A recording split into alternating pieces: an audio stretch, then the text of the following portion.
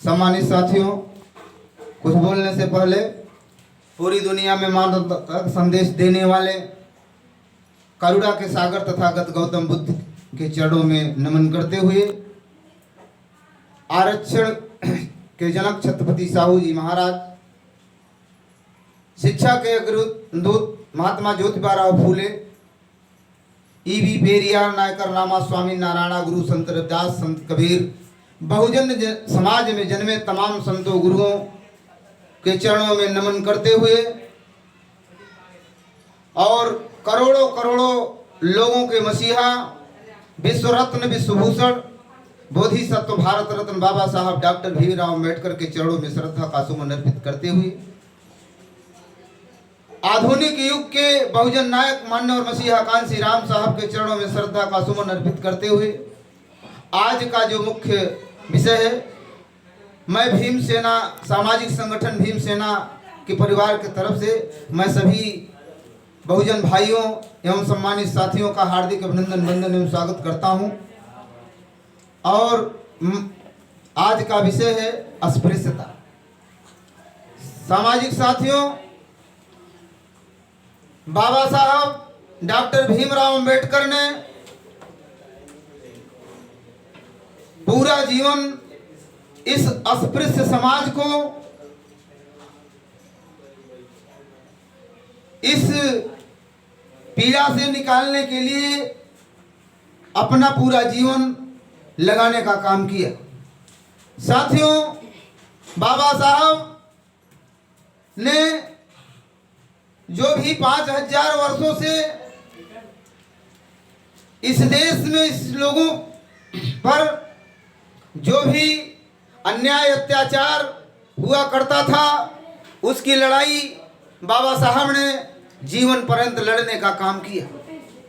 साथियों, हमारे इस भारत जैसे विशाल देश में समय समय पर अस्पृश्यता की लड़ाई लड़ने के लिए हमारे समाज में तमाम संत महापुरुष पैदा हुए और इस मुहिम को, इस मिशन को आगे बढ़ाने का काम किया।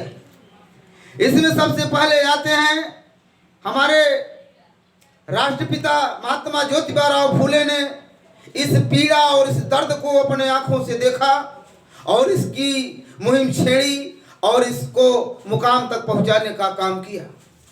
साथियों, उनके प्रिय शिष्य बाबा साहब डॉक्टर भीमराव अंबेडकर ने इस मुहिम को निरंतर प्रयास करते करते और अपने शिक्षा के बल पर बाबा साहब ने इस समाज को नई दिशा और दशा देने का काम किया। साथियों, आज ये व्यवस्था जो है वो व्यवस्था उन लोगों की व्यवस्था थी जो 5000 वर्ष पहले इस देश के मूल निवासी लोगों को हमेशा पशुओं के समान रखने का काम किया। साथियों, पशुओं के समान रखा, मानव का दर्जा नहीं दिया। साथियों, इसके पहले हम जो धर्म मानते थे उस धर्म में 33 करोड़ आराध्य हुआ करते थे। किसी ने इस समाज को मानव की श्रेणी में रखने का कभी जरा सा भी नहीं सोचा। हमारे कई पीढ़ियां पूजा पाठ या तमाम आडंबरी व्यवस्थाओं में बंधी और जकड़ी रही। आज हमारे पढ़े लिखे लोग भी उसी रास्ते पर जा रहे हैं जो हमारे लोग 5000 वर्ष पहले रहा करते थे, बाबा साहब के पहले रहा करते थे।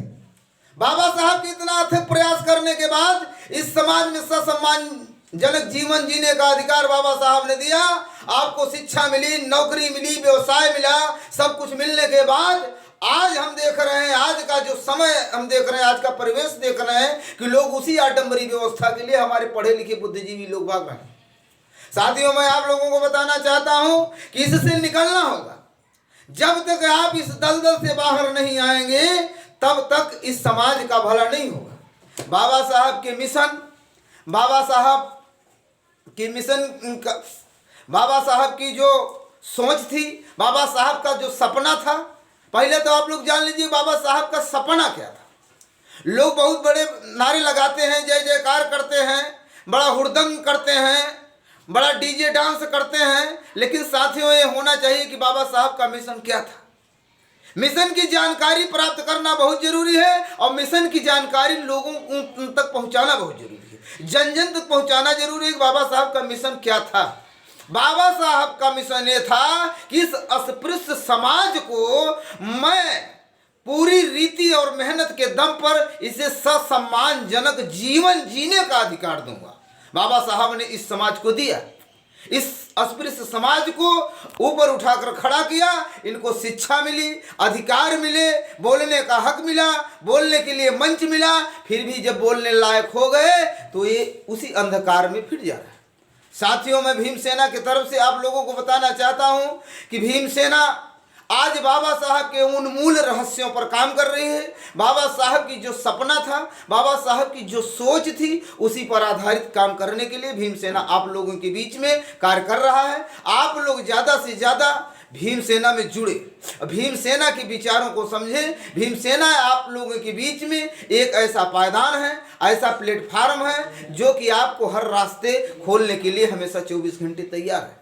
साथियों, और कुछ न कहते हुए मैं सभी को जय भीम नमो बुद्धाय करता हूँ और जय भीम सेना।